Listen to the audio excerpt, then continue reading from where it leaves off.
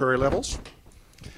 Now that sort of idea has always been very appealing to our group because it means that you don't have to worry about whether you've got the wizard or the fixer or whatever in your party at that particular stage in the adventure. You can do some off-the-scenes training.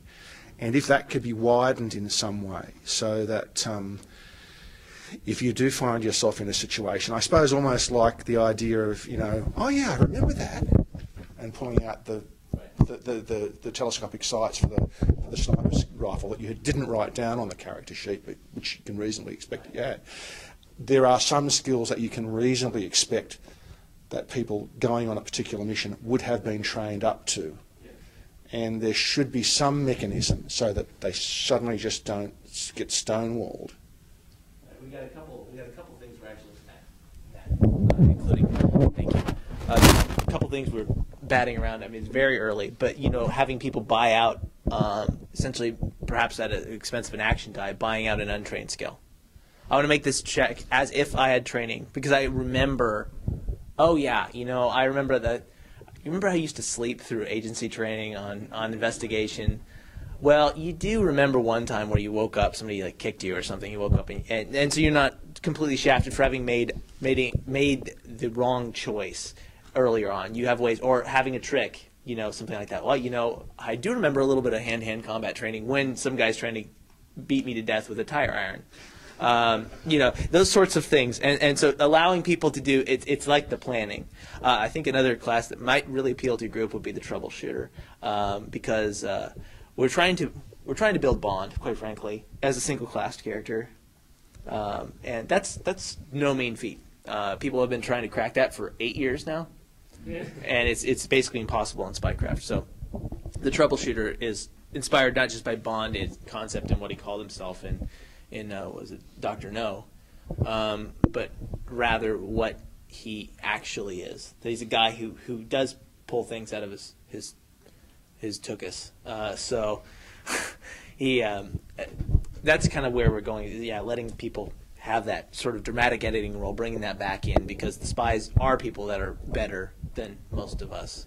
You know, I'm rather mundane. I'm never going to remember what I learned in forensics training, you know, or remember what I learned in 7th grade math. Alex, of course, means that it's impossible in Spycraft 2.0. It won't be impossible in 3rd. Yes. So a couple different things. As Alex says, we are actually working really hard to try and set up a lot more opportunity for people to backtrack if they've made mistakes or with their character build or the mission planning. Action dice are going to play a much bigger role in the new edition.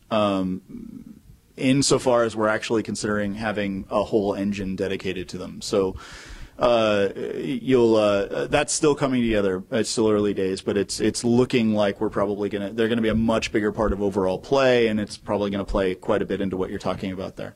And it's a fine line, right? Because you want to avoid having complete respecs in your game, because at that point, you know, training becomes irrelevant. But these are spies, or in the case of 10KB, they're really frightening men with like topography on their face that star in Robert Rodriguez movies. But in any case, they're bigger than life, and they should be afforded that kind of status in the game.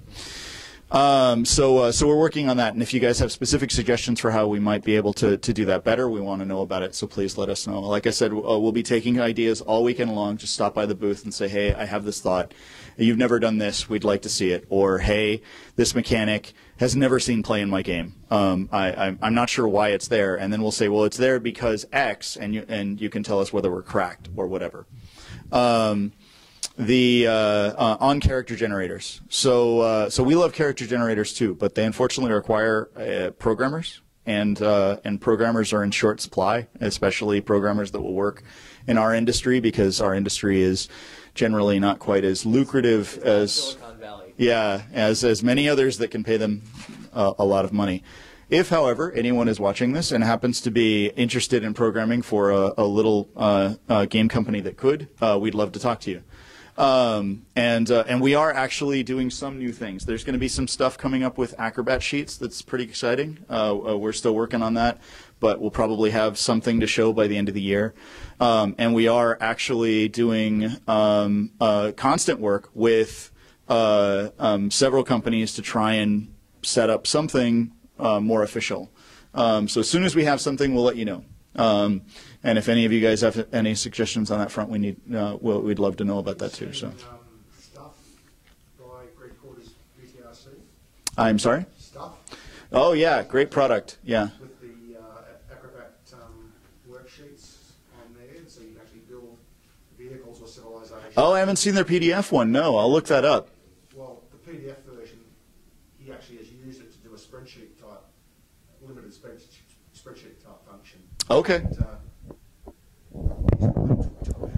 Okay. Well. Oh yeah. Well, I've got his email, so we'll talk.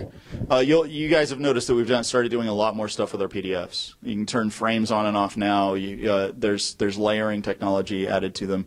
A bunch of other things that we've started doing. So it gets better all the time. Frames were a really nice touch, especially those big PDFs. Mm-hmm. Yeah. We just want to save you ink. Right. We're not in it with Xerox. Yeah. Yeah. Make your life easier. So anybody else have anything else? No. All right. Oh, go ahead. Campaign settings for Fantasy Craft. When can we expect that out? October. October. Yes. October. Yes. Well, the first one, and there's going to be some other ones I'll take a chance to talk about, Sean. So there's we do have a we have a third-party publisher partner, Reality Blurs, who we're splitting booths with. They just released Iron Dynasty, which is samurai steampunk. With bamboo mechs. They tell me to always mention the bamboo mechs. Cool. It is really cool. And they've been doing dual stats. They do stuff for Savage Worlds Fantasy, but they also release those in Fantasy Craft format. They're going to do the same thing with Iron Dynasty. So we'll have kind of a mishmash Oriental flavored fantasy game with bamboo mechs. So there, twice. Sean will be proud. Yeah, Sean's also doing a series of old school fantasy adventures that are really cool. He has 2 out so far, and he has more plans for more. I understand that the third one is written. We don't know when it's coming out, but he's described this his overall schedule to us, and it's pretty aggressive, and we're really happy with it. The other thing I wanted to mention is that Spellbound will be premiering. You'll be able to get it first before anywhere else at NeonCon, which is happening in Las Vegas the first weekend of November. And you really should go if you're not considering it already, because it is one of the coolest conventions on the planet. And Alex and I will both be there. We'll be running panels. Andy will be there. Andy will be there as well.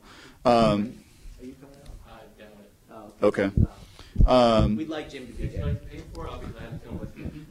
Jim will not be there. Yeah. We'd like it officially announced that Jim will not be at NeonCon. But yeah, there will be a lot of good to be had there. A lot more events. We'll have a booth, probably. We're still working out the details there. So yeah, show up to NeonCon, get your copy of Spellbound. And the Wormstone guys will be there doing Wormstone and Spymaster. So you'll be able to get your organized play on as well. So there you go. Thank you for coming.